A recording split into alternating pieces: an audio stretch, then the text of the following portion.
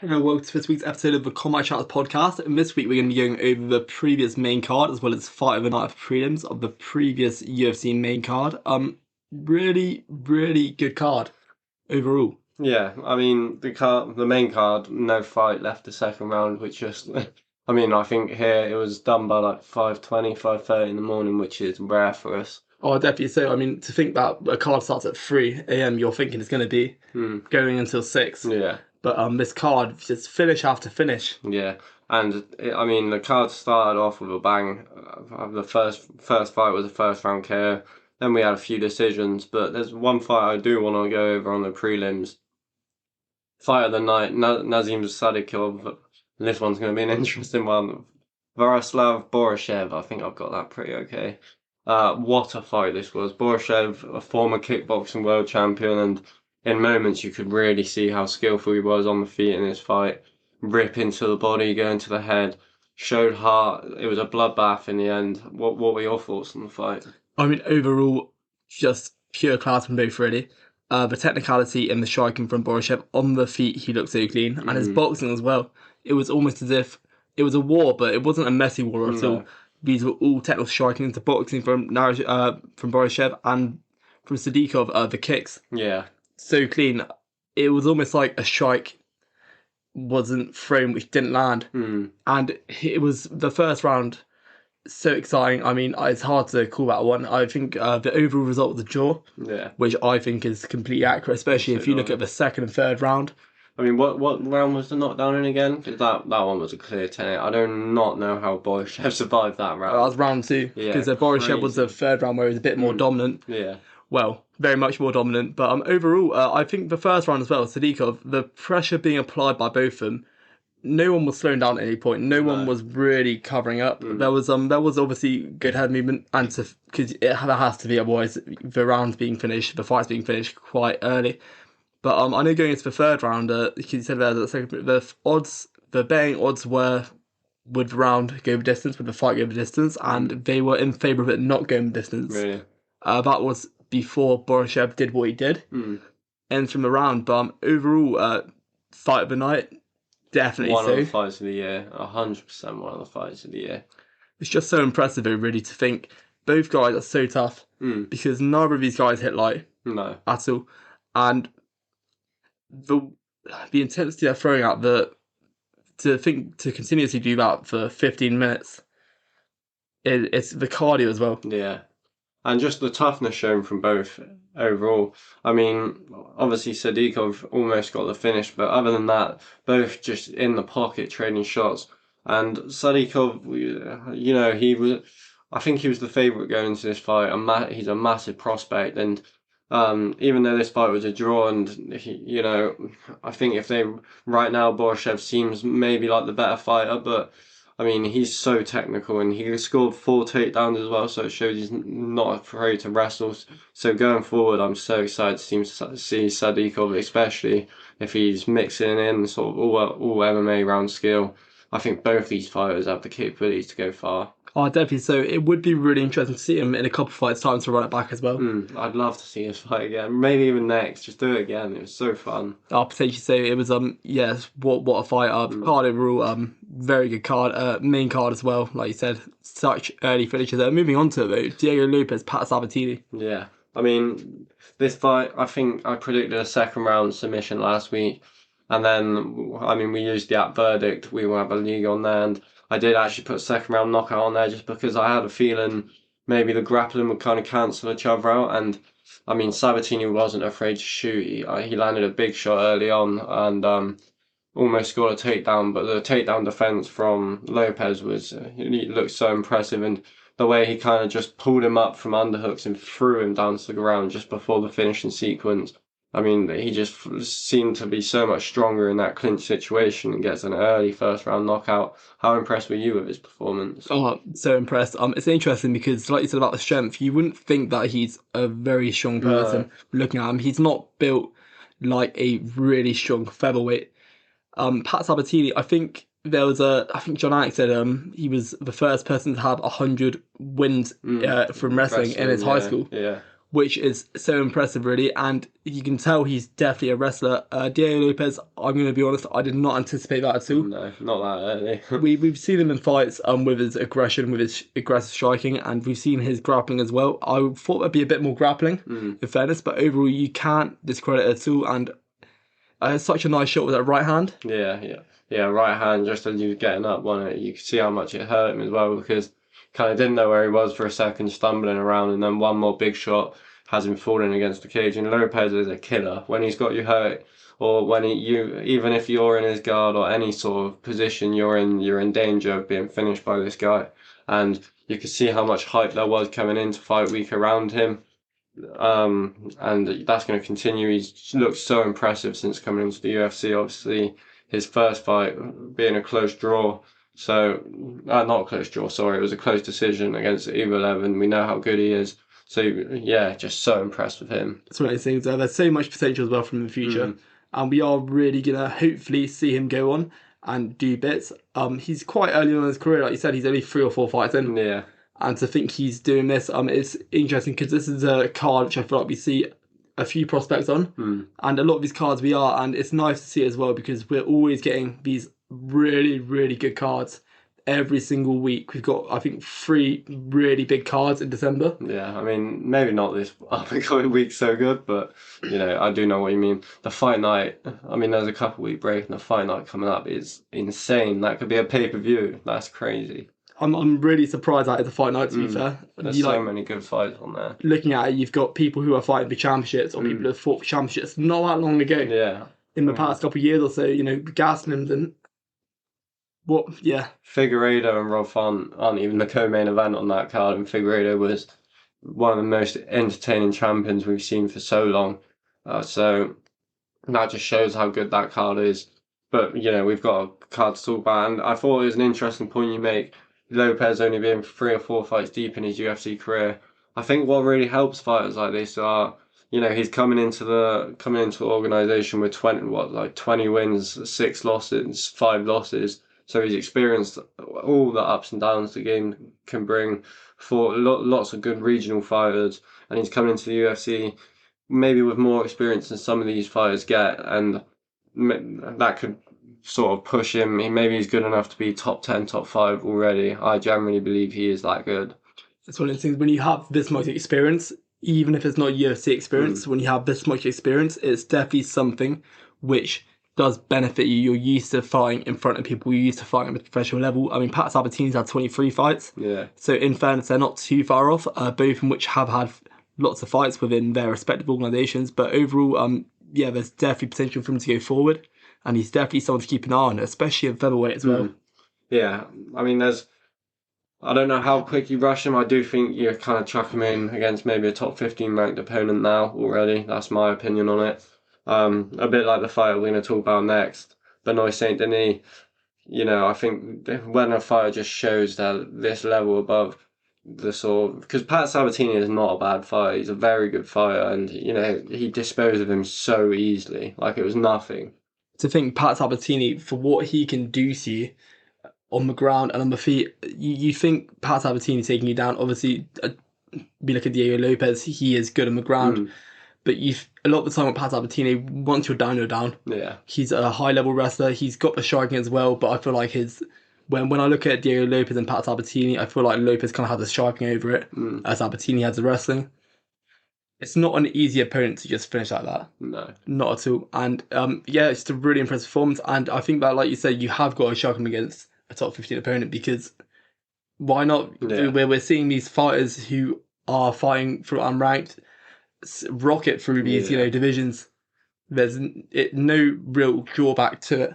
No, I mean, and he fought Mezar Evelev, who, I think he dominated Dan Ige, and he's fighting Arnold Allen next, to Arnold Allen just fought Max Holloway, so that shows, and that was a very close fight, almost submitted him on multiple occasions, so that shows where he is right now, and I think definitely deserves a big ranked name.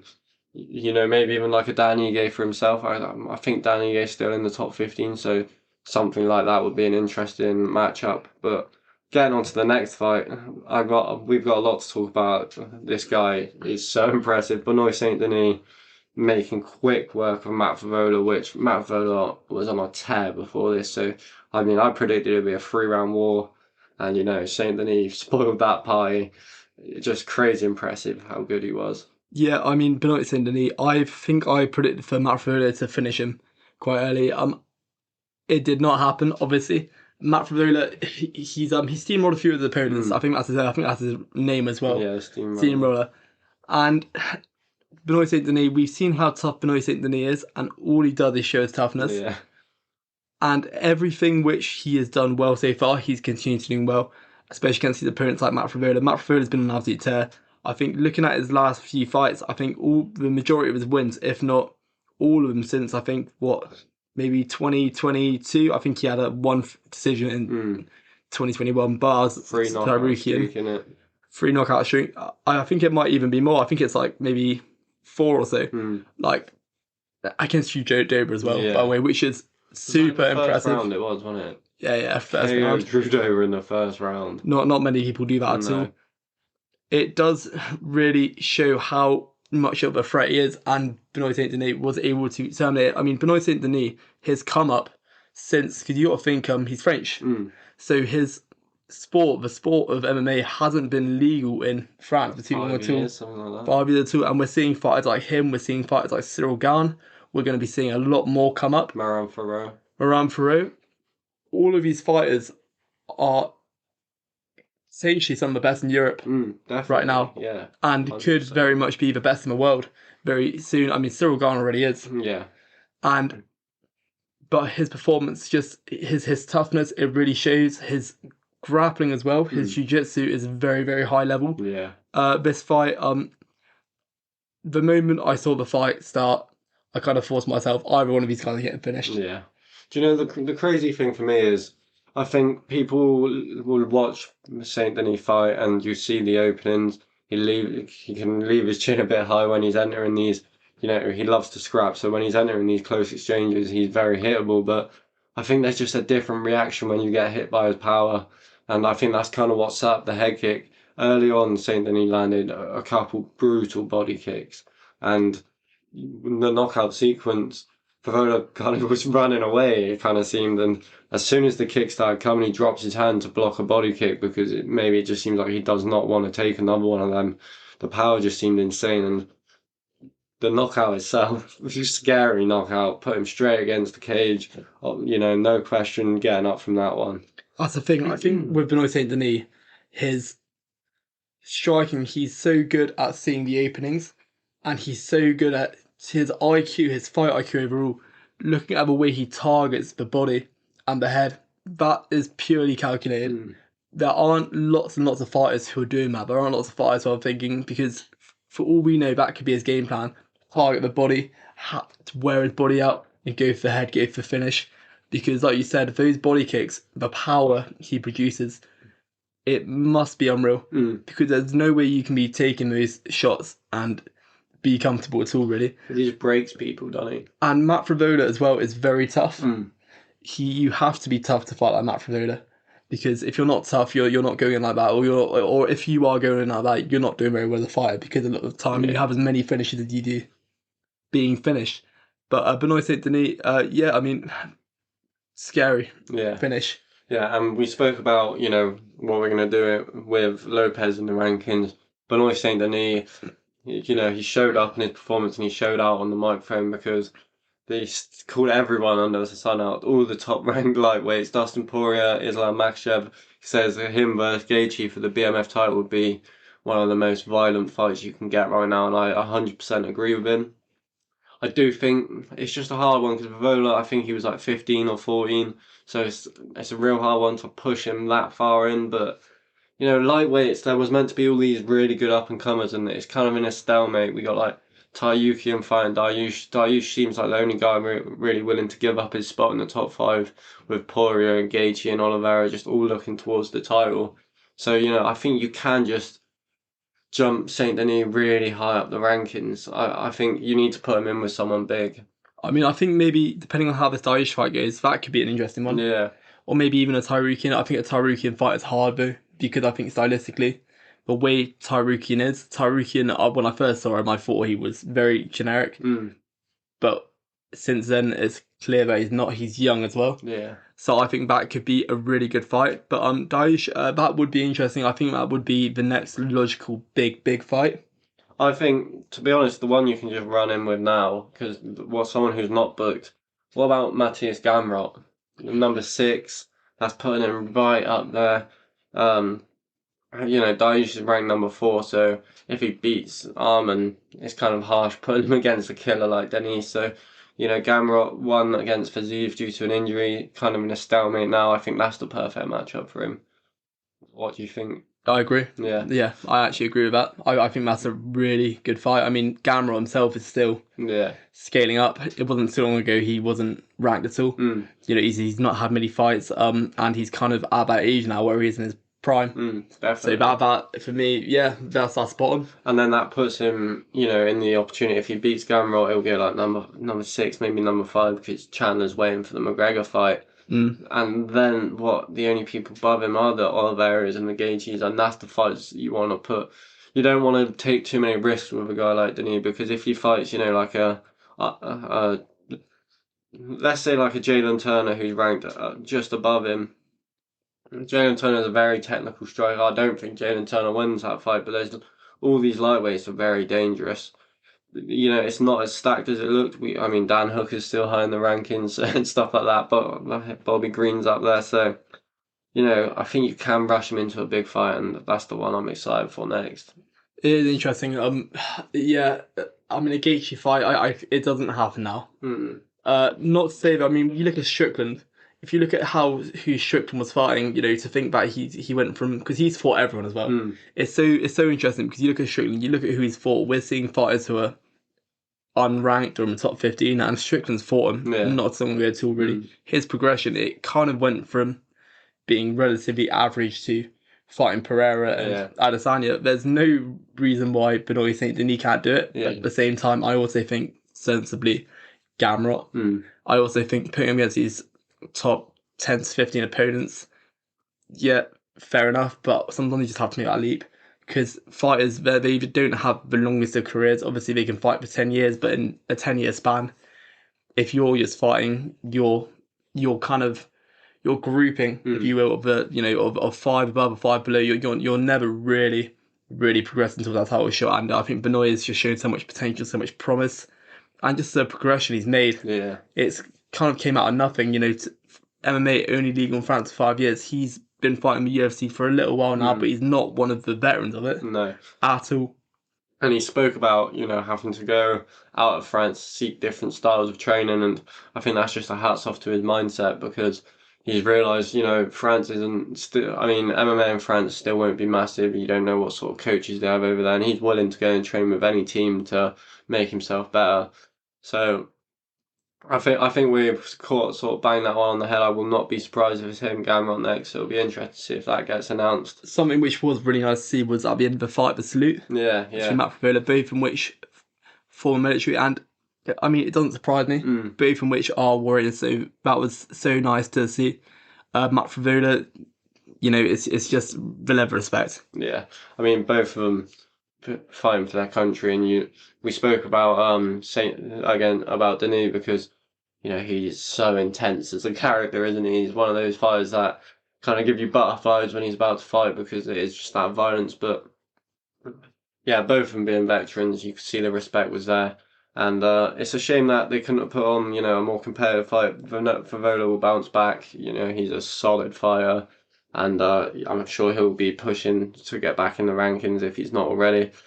Getting on to the next fight, one none of us called. Jessica Andrade looking super impressive back at strawweight. I think that was the main part.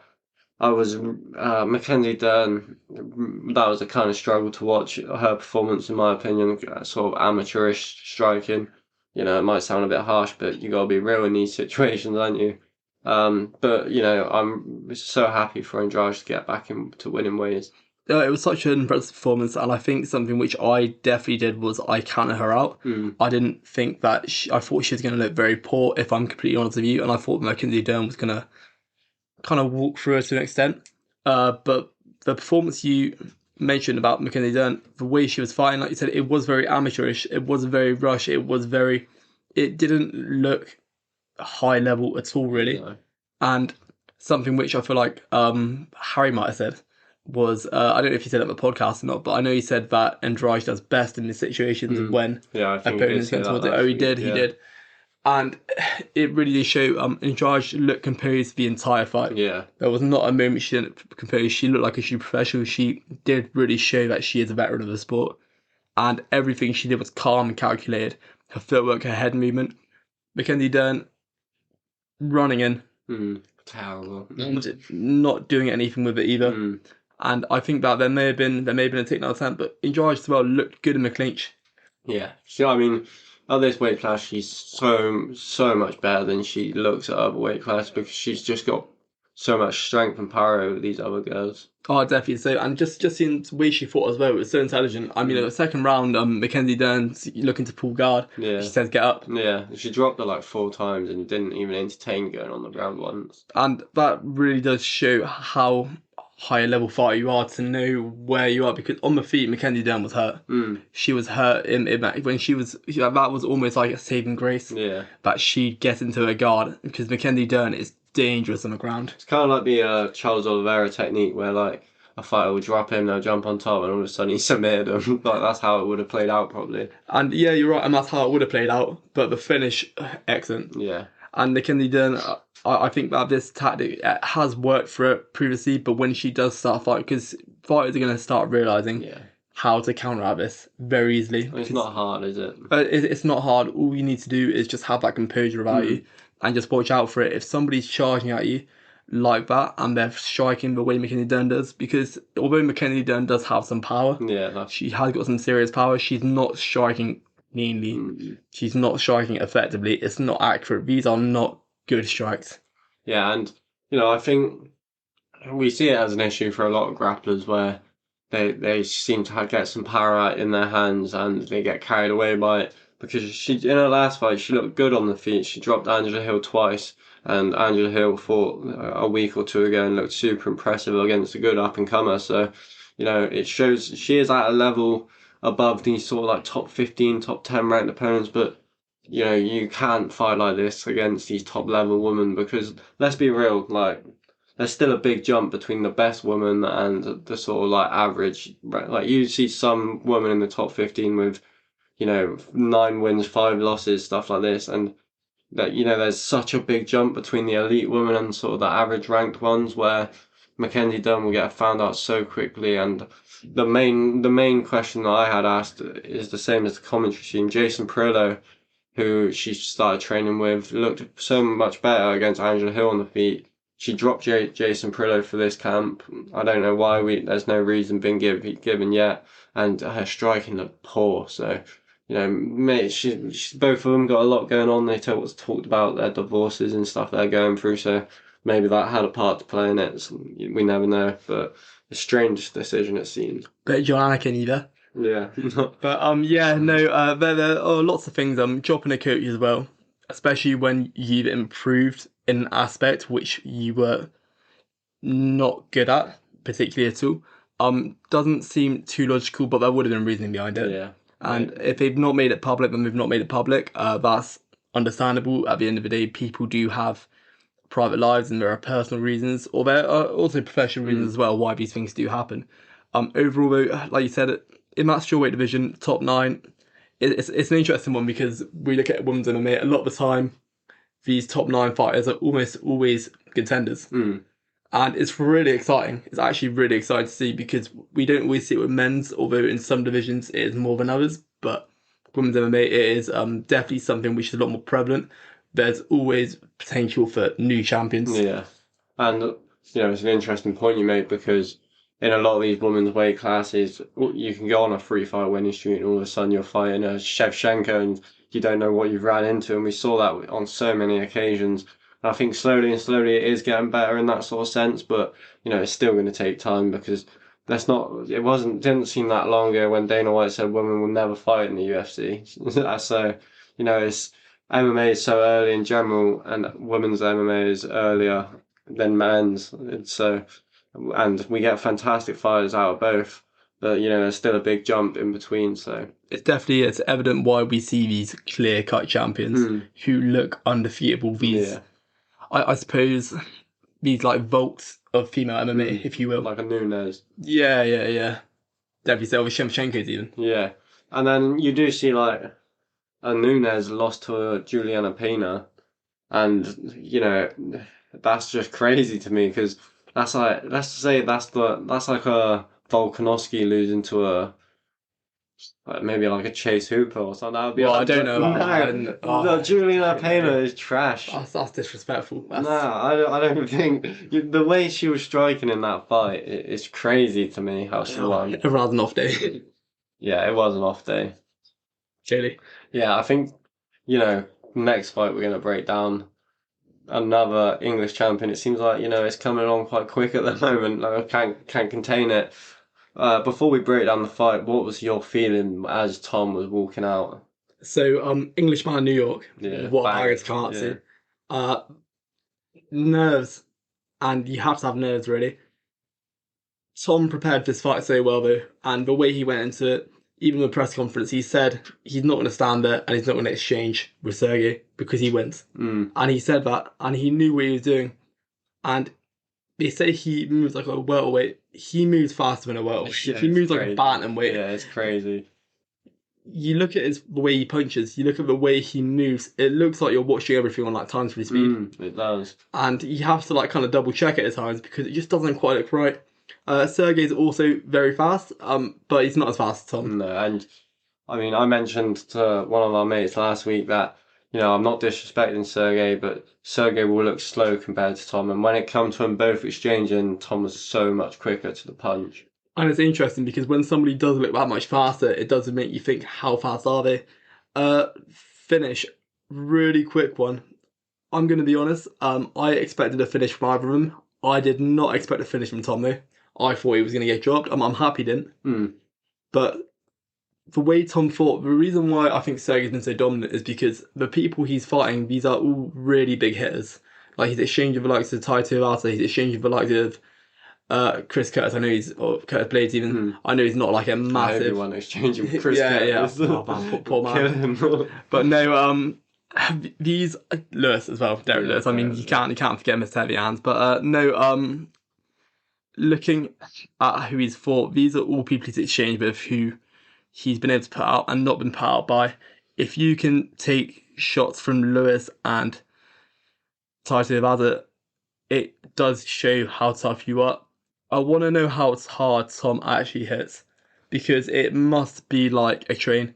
Yeah, I mean, has to be. Yeah, I don't want to blow my own trumpet, but I said last week I think he'll knock him out in the first round because the way Sergey's been smoking people, Tom's been doing the exact same, and it was not a surprise to me that he knocked him out that quick. Maybe what was a surprise is he ate a massive left hook, and just before people really question if he could do that. We saw a bit of the dodgy head movement, but the crazy thing is I watched the fight back today, and in my head, watching it live, it looked way worse. Like the head movement he was trying, it looked like his whole body was like leaning back, but when watching it back today, when I was calm and I knew the result, I was nowhere near as nervous about the head movement. I thought it was clean. I really was alright on it. Like his head movement, it was everything about him was fast. Everything, and his head movement to be able to move your head like that because he's still keeping his hands low as well. That's the thing. Like his hands were low the entire fight. He didn't cover up. I just didn't expect it. I did not expect it at all. Really. You can't discredit Sergey. I genuinely believe, in my opinion, Tom could go on to become, because he's interim at the moment, which is frustrating, really. I mean, it's frustrating in these situations when they're interim. Not always. Interim can be very, very good, but it's frustrating to think he's not a champion because with how the heavyweight division is at the moment, I think a champion belt would be suited. Obviously, I know he's got to have that fight, but I mean, well. Yeah, I mean, I've got a bit of a tangent to go off on here because, in my opinion, the heavyweight division is a complete mess right now. We had the heavyweight champion who a lot of people will say is, we talk about who the baddest man on the planet is. a lot of people will still think that's Francis Ngannou because he managed to go over and arguably beat Tyson Fury in a boxing match. And a lot of people think that's John Jones, even though he came back and fought, a guy who can't grapple, and now he's looking to fight a 42-year-old Stipe Miocic who's coming off a knockout and hasn't fought in 3 years.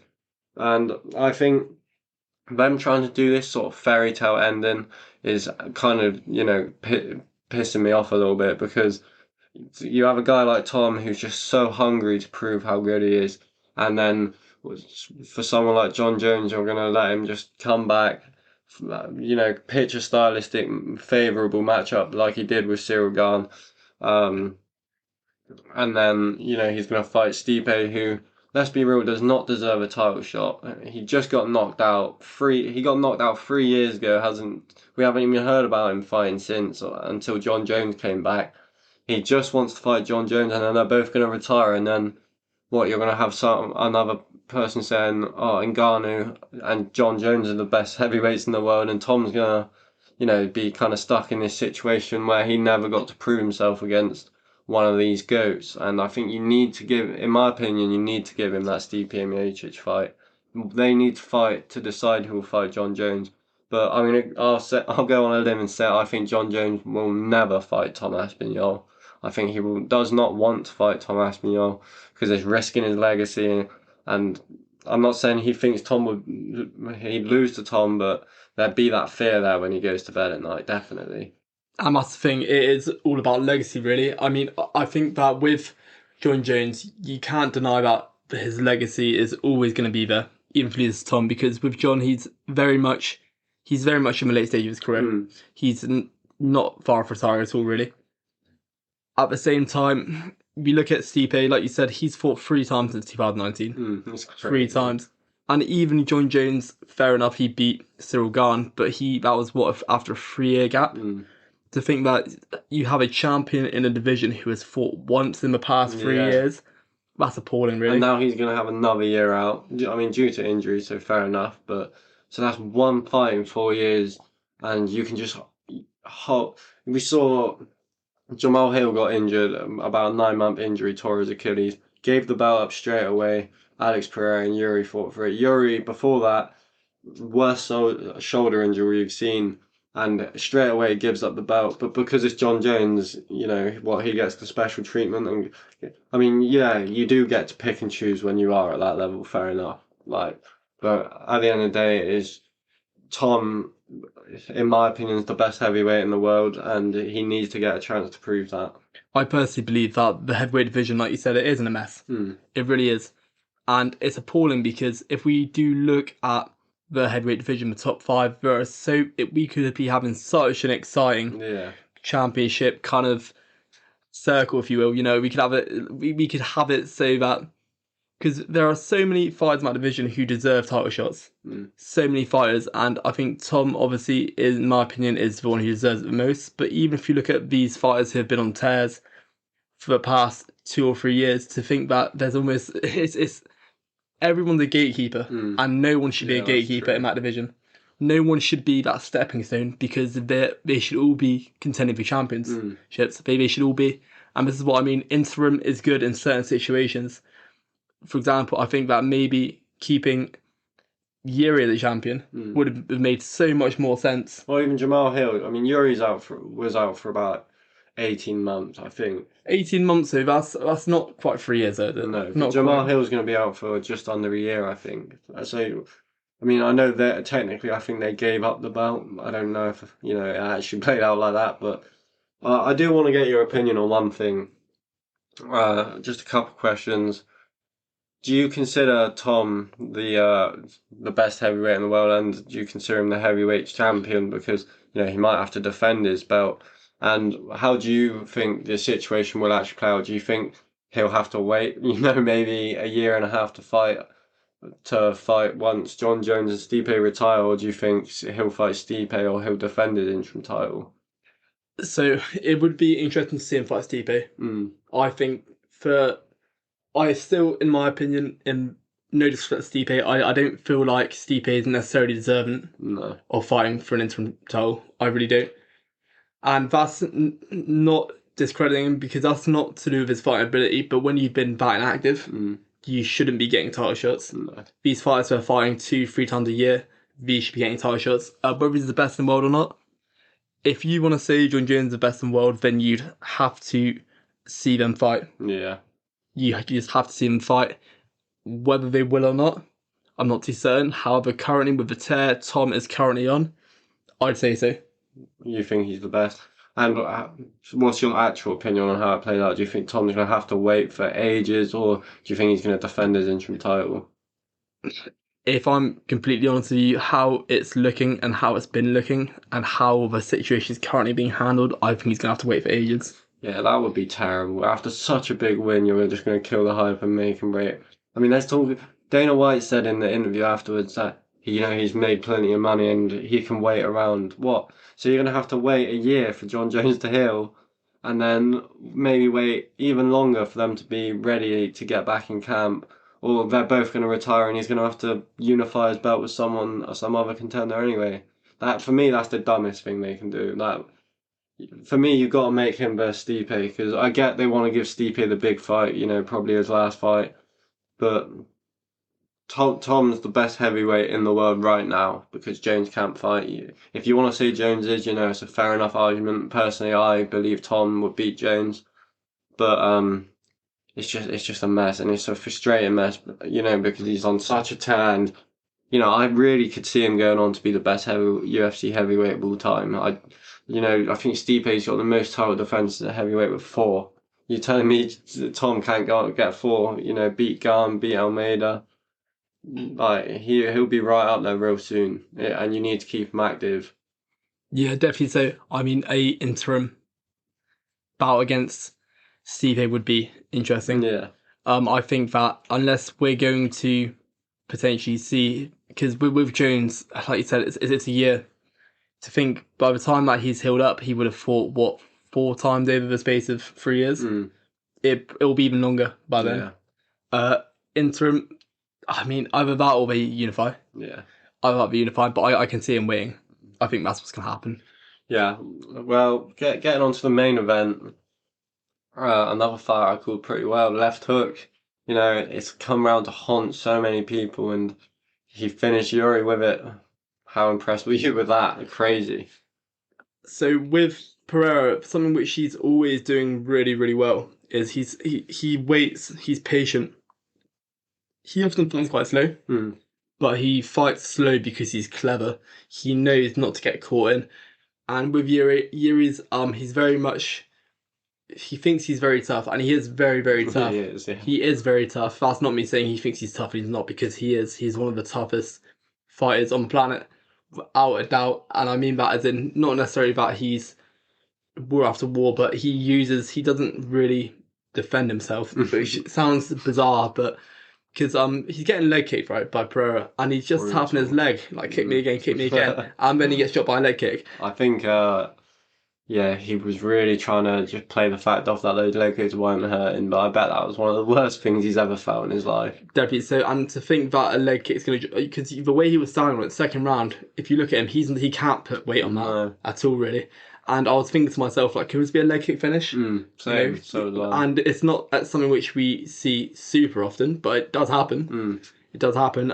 It's almost like playing UFC. Yeah, just spamming them. Yeah. And, we spoke about last week how devastating those leg kicks are going to be, because Pereira has such an interesting way of throwing them, just kind of from the hip. He don't really turn them over, and he still manages to generate that much power.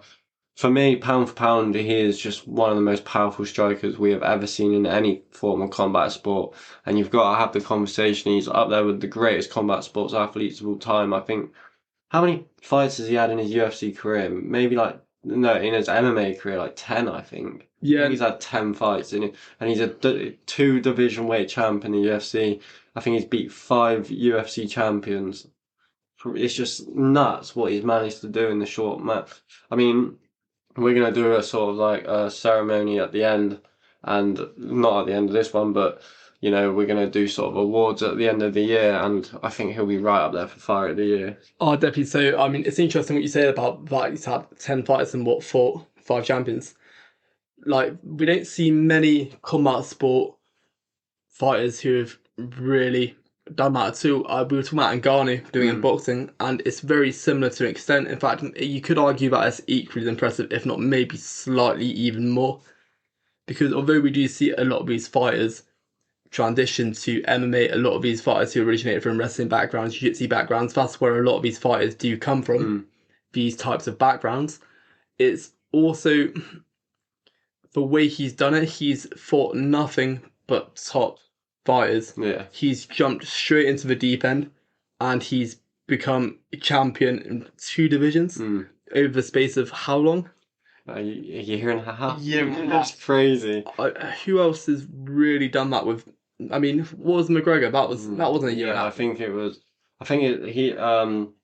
Herrera done it in half the time McGregor did. Half the time. And Conor McGregor is somebody who had been fighting in the UFC for not super long, in fairness, but a little bit more time. Yeah. He had a few more fights under his belt. Yeah. It's unfathomable, really, what he's done, and he has just shown that he's the best in the world. And could you argue that he's on track to become a GOAT, right? Yeah, definitely. One of them, without doubt. I mean, I think you can make the argument that he's the best MMA striker. I mean, obviously, I think Anderson Silva's a bit more cleaner with it. I mean, even Israel Adesanya, there's the argument. But I think Israel Adesanya is the only person in MMA who can give him problems on the feet. That's a very contentious statement you just made. What do you mean? I was reading somewhere about people talking about where is Alex Pereira in the greatest MMA strikers of all time, and everyone was like, "Oh, well, wait for him to have a few more fights. He's not even top 15." Well, you got to look. He was just before this fight. In this fight, he was introduced into the Glory Kickboxing Hall of Fame, 2 division weight champion in there too. Yeah, one of the best Glory champions they've had. Comes over and beats, one of the MMA goats in Israel Adesanya. Yeah, definitely. Beat Sean Strickland, who's now the middleweight champion. Beat Jan Blachowicz, who beat Adesanya too, and had a great run to win that title at light heavyweight. And now beats Yuri Prochazka, who's got almost double, going on triple, maybe even the MMA fights he's had. I'm not disagreeing with you. No, I'm not disagreeing with you at all. It's crazy. I think you have to look at how many fights he's had, what he's done in those fights. Fighters don't do this. People don't do this. No.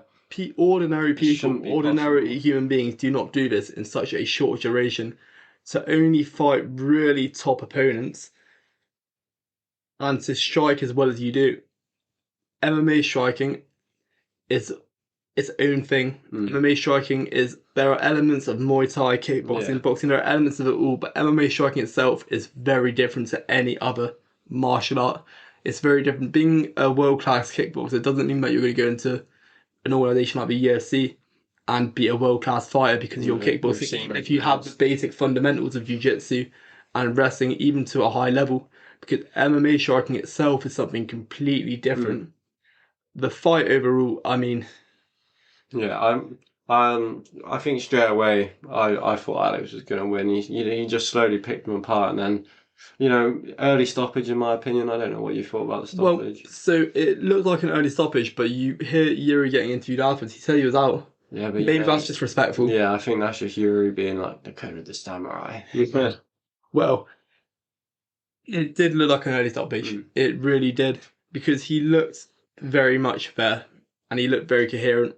And it looked like it could have been carried on. But at the same time, I also think that looking at what these referees see, the referee, when you have referees like that, who was reffing it? It was... maybe Mark Goddard, I think it was. Mark Goddard, the stuff which referees like Mark Goddard and Herb Dean, etc., the things they see, we don't see. They know when someone's out, they know when someone's about to be out. Yeah. They are so good, they have years and years under their belt. So I don't think that it was, and maybe they've seen the left hook before. That left, they've seen it too many times. And let's be real, he was in mount at the point the fight got cool. He was about to just end it right there, wasn't he? And that's the thing. But Yuri, with this call, I can't remember what I went. I think I might have went Pereira. Yeah. I know I went Pereira on my picks. I think I got second round finish as well, which was pretty good. Yeah, third. I mean, to be fair, it could have gone a third round. It could have second, third, more or less. It would have been like 4 or 5 minutes of each other. But looking at Yuri, Yuri's a hard striker. to strike against. He's a hard opponent to strike against because of his movement. And I remember he feinted a shot, didn't he? Yeah. And then threw an uppercut. Yeah, that was straight out the Chad Mendes textbook. He rocked Aldo with that back in the day. Yeah. And it really does just show, but what Pereira does best is that he does best at just being calm, calculated, composed, and he looks like, when you look at somebody who looks like they're 100% focused and they have no emotion on their face, they're watching everything they're doing and they're constantly just on it. Yeah. He knows exactly what to throw when, and that left hook, I think it was a Yuri charge towards him, which... Threw an overhand, didn't he? And Alex sort of just shoulder rolled with it. But it looked like it hurt Alex. That's the thing. I think he hurt him just before it. I think there was a moment, but the punch that just before the knockout kind of hit the shoulder and he threw like a naked overhand. Not great from Yuri. You usually see him set up his strikes or something, but I think he thought he had him hurt. And it's understandable because we have seen Pereira be finished. Yeah. And that is something which does look like a vulnerability, although everyone who has finished him does hit incredibly hard. Yeah. Or does. No, I'm not going to say that. Actually, I was about to say about steroids, but... Unproven. But no, so overall though, excellent performance from Pereira, and I mean, what did he do now? Just keep defending titles? Yeah, I mean, he called out Israel Adesanya, but in my opinion, I'm in no rush to see that. I think that is, I'm not interested in seeing Izzy try and fight Alex. It was hard enough for him to beat a depleted Alex at middleweight, let alone going up to 205 and trying to beat him there. I think maybe Jamal Hill, that's the logical step. The fights I kind of don't want to see, I just don't want to see Ankalaev get a title shot. Just keep him away from the belt as long as we can. Keep delaying his fights, hopefully. Weird draws and no contests keep happening. What do you think? How do you think an Ankalaev fight goes? I think Ankalaev probably beats Pereira. Do you think so? Probably just takes him down. Probably. I mean, you can't count Pereira out, but...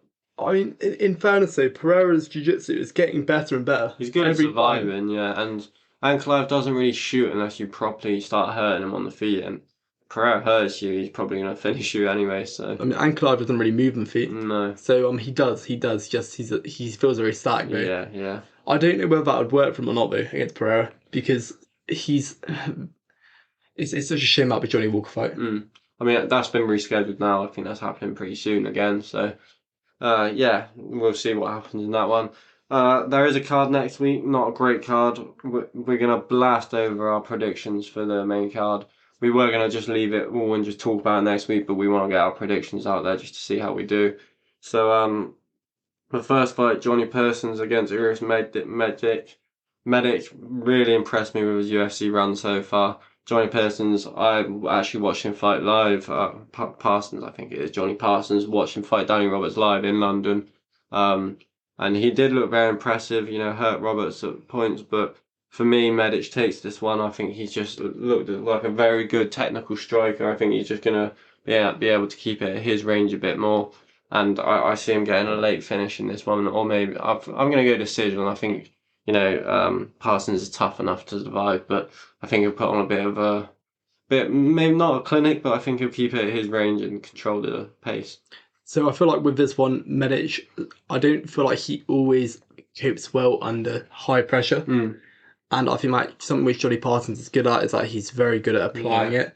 And with the Danny Roberts fight, the first round, he didn't look great in. No. The second round, though, he definitely picked up a bit and he was definitely applying the pressure and he looked a lot more comfortable. It's all a matter of, like you said, he's a tough guy, but Medic does hit hard. And he does throw a very strikes. I think if Johnny Parsons can apply pressure, I could see him potentially finishing him second round. If not, I could go decision. But I'm going to go Johnny Parsons this one. Yeah. I mean, it's not a bad pick, but the next fight, Amanda Ribas coming back. I'm a big fan of hers against Luana Pinheiro. For me, I got Amanda Ribas. I think, her sort of dogged, moving forward and striking style would just be able to overwhelm Luana, and I'm going to go decision Amanda Ribas on this one. So this is an interesting one because with Luana, she's slow. She's very slow into it, but she's very good at countering. You say about the Ribas dog, I think it's a bit too hard to counter. Ribas is very, very tough. I personally see him running it. I mean, on the ground, it'd be interesting to see what happens there. I think that could definitely be advantageous, but I think, in my opinion, I'm going to go Rebath. I'm going to go. Could be a finish, in fairness. I could see a finish, but just to play it safe, I'm going to go decision. Yeah. Next one, I'm not going to lie, I'm not too familiar with these guys. I remember Talbot's performance in Contender Series, and he's kind of like a real tough kid, comes forward, a decent striker. Who have you got in this one? So for this one, this is a hard one to call. I know Peyton was, I believe, a champion in A1, which is interesting. I'm going to go with Peyton just because of how aggressive he is. Something he hasn't got, though, is that his defense when being taken down, it's not great at all, really. And I do feel like that's something which Nicola does have. He's definitely got the grappling advantage. Yeah. I'm going to go Peyton decision. Although saying that, I could very much just see him taken down. Because Aguero, he's not bad on the ground. No. He's not superb, but he's not bad on the ground at all. I feel like I see him survive more than I do offense. But he has also got that grappling offense. I'm going to go decision. I'm thinking he's going to be getting up. Yeah. That's what I'm thinking. Yeah, I agree with you. I'm going Peyton Talbot decision as well. I think he'll have enough to keep it on the feet. And he's a dangerous kid on the feet, the pressure he puts on. He's only young, so I think maybe if he had a little bit more experience, he'd be able to get the finish. But yeah, I think the decision's a good shout. For me, the fight I'm kind of most excited for, apart from the main event, Chase Hooper, gets a real big step up, first time in his career maybe, against Jordan Levitt. Chase Hooper, in my opinion, looked excellent in his last fight. It's the real time we've seen him really come out and look to put a beating on someone. He always reminded me of like a young kid who was really good at jiu-jitsu, but who's tough, but didn't really know how to win a fight in SA. But, last time out he looked really good. Jordan Levitt, big step up, only 2 losses in his career, one coming to Paddy Pimblett. But, he's got some good knockouts on his resume. I think the last fight he had was a TKO, and then he also got that nasty slam against Matt Wyman as well. But I think I'm gonna lean Levitt decision just because I think he's a little bit more like ahead in his career. But if Chase Hooper, moving up a weight class, he did look a lot more strong. He's grown into his frame a lot. I would not be surprised if Chase Hooper comes out and wins this. Probably the fight I'm least confident about my pick about, but I'm going to go Jordan Levitt decision. With Jordan Levitt, the way he throws his kicks, they're great for distance management, but they're also very dangerous as well. Yeah. And they cause a lot of damage. Chase's last fight out, his striking, it looked like he'd improved it significantly. It was almost as if he'd kind of trained just for the striking. With his jiu-jitsu, though, his grappling, he'll try and sub you from anywhere at all. He's so aggressive. And I think with Jordan Levitt, his striking as well is very aggressive. I don't want to compare him to... I don't know, because I feel like I know what I'm going to mean when I say this. Don't say it. I got a feeling you really shouldn't say it. No, but Mackenzie Dern. Oh, maybe. Yeah, fair enough. To an extent. I feel like that's kind of not disrespectful because Mackenzie Dern is better than what she showed in the last fight. Yeah. But very aggressive going forward. Very potentially dangerous. I mean, we haven't seen him really do too much. Obviously, it's very, very new. It's a very, very new start to him. But just the offense, if he can, because he has to be careful around Levitt. If he can survive Levitt and get him to the ground, I think he's going to take him down. I think I'm going to go second round sub for Chase Hooper. You know what? This is probably the first time I've done this, but I'm changing my mind. I'm changing it to Chase Hooper sub as well. I think he just looked so much bigger and more dominant in his last fight, his first fight at lightweight. I think when the fight does go to the ground, and it will be an awkward situation, kind of like I don't think Chase Hooper will be able to get many takedowns successfully, but I think at one point it will end up on the ground, and he's just so tricky from there. I see a sub. I'm going to go third round sub. I just think if Levitt's throwing his kicks and his balance is going to kick and he throws weird front kicks. But I also think this is just a great opportunity for Chase to just get him off balance. Yeah, definitely. And I think when it comes to the ground, because Chase on the ground is so dangerous. That's where the danger is. These top 3 fights, I mean, there's so much grappling potential. Yeah, getting on to the next one. I know we have seen Jake Matthews sort of use his grappling, not so much recently, but before, a heavy grappler, got quite a few submissions on his record. Michael Morales, in my opinion, has shown really good takedown defense. His last fight showed really good takedown defense. Against someone who was trying to chain wrestle a little bit. And I think Jake Matthews is going to really struggle to get this onto the ground. So, it might turn into kind of a boxing match, what he's been used to having. He did knock out Andre Filial, but, it's kind of like late to the party. Who hasn't done that? You could say maybe he started that trend, broke the chin of Filial, because Filial is a good fighter, but it seems like everyone's having a go at knocking him out right now. For me, I'm going Michael Morales. I think, just younger. He's a massive dude for this weight class. And Jake Matthews' last fight against Semmelsberger, you could see he really struggled with how big and powerful Semmelsberger is. So I think it will be the same sort of situation. I don't know. I'm really stuck whether to go decision or finish. What about you? How do you think this is going to go?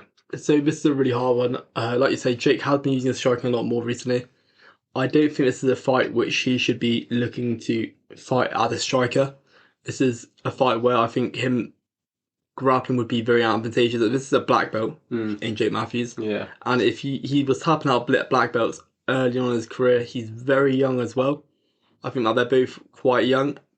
Michael Morales, his jab is so clean. Nasty. And he sees every hole. And something about Jake Matthews is he tends to cover up. He doesn't respond the best to getting hit by big shots. And it's a shame, really, because you'd like to think that he'd try and shoot when he does, but I don't feel like he does that as much as he should, really, which is a shame. I'm going to have to go. I'm going to go decision, Michael Morales. I could be a finish, but I'm going to go decision on this one. Yeah, I think I'm going to go second round TKO. I think Okay. Morales, when he does sort of show up and let his hands go, he looks dangerous. And, the last fight just really didn't impress me from Jay Matthews. I mean, he didn't look terrible, but he just does not deal with those power punches well. And I think if Morales starts letting him go, then it'll hurt him often. Yeah, okay. Main event, both of us big fans of Paul Craig. A hard matchup for him, in my opinion. Did look great at middleweight last time out. How do you see this one going? So with Paul Craig, it's interesting because his last fight was almost like it almost set a precedent, really, for what he can do. Yeah. To be 100% honest with you, watching Paul Craig prior to that, he always looked as if he wins by losing. He always looks like he's losing and then wins and pulls off a sub. Brendan Allen, he was also a champion in his former championship. I can't remember which one it was. I think maybe league fighting or I'm not sure. Something like that. But Brendan Allen, he's good on the feet. His jiu-jitsu is very good. I'd be interested to see this go to the ground because if Paul Craig goes back to his old ways and he looks like he's losing and he subs him, slaps up a triangle, then I think that would be great. I think Brendan Allen is a very tough opponent, and it all depends on how Paul Craig fights. If he fights anything like he did in his last fight, this is going to be a great fight, potentially for the night, without a doubt. I personally think Brendan Allen, though, I feel like he has the striking advantage over him. Same. And on the ground, I'd say he probably had the jiu-jitsu advantage as well. You think Allen's got better jiu-jitsu? Just about. It is slightly, like very 5%. 5%. I think Paul Craig, though, is a bit more dangerous. I don't know. I watched this fight with Nikita Krylov again, and Krylov misses a big right hand when he's in his guard, and he kind of slips the right hand and uses that to throw the triangle over, and it just shows how high level he is in those sort of situations where, and he can sweep people. We saw against Jamal Hill, every time they even got in that sort of situation, he had him in the triangle, and that is kind of his signature move. But it's a tough one for me. This is Brendan. He's had 4 submissions since 2021. He is, and he submitted in his last fight. He submitted the guy who submitted Jacare. Why have I forgot his name? Andre Muniz. So that shows how good he is on the ground.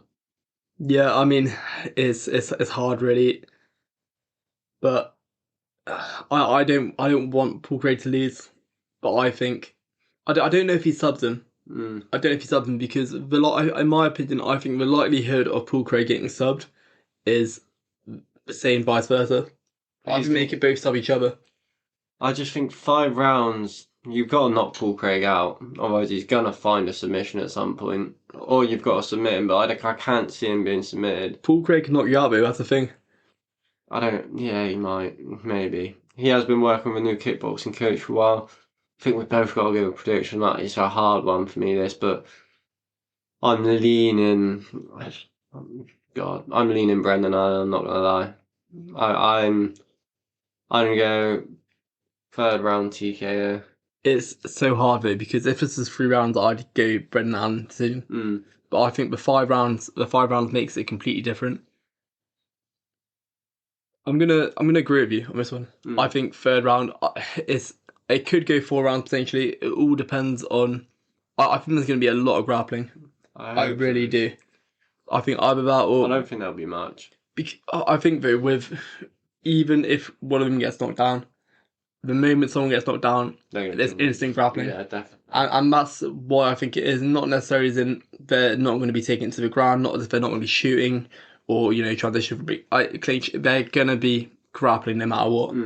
And I could see Paul Craig getting knocked down, and this could potentially result in the grappling. So it should be interesting. But I think Paul Craig has just as good a chance at starting him as Brendan Allen. So do I. Really do. This one's like 49-51 for me. Like I said, Rebus. Did I say the Rebus one was hard to call? I can't remember which one I said was hard to call earlier, but this one might even be tougher. I'd love to see Paul Craig win. He's beat so many better opponents than Allen. I mean, not to disrespect Allen, he's very good, but I mean, he's the only guy to beat Ankalaev. He beat Jamal Hill, who has been a champion. He beat Nikita Krylov, who is looking dominant right now. And there's many more amazing wins in there as well. So I hope he just adds another one to that record this weekend. That would be great. And I mean, for a fight night as well. Is this his first fight night? First main event. Main event. Yeah, that's all we're going to go over today. We had a lot to speak about today. Last week's card was so stacked. We hope you enjoyed this podcast. Make sure to follow us on YouTube. All the podcasts are getting uploaded there too. We're going to look to do some separate content soon. Share us around so all your friends see. Rate us 5 stars on Spotify. We hope you enjoyed.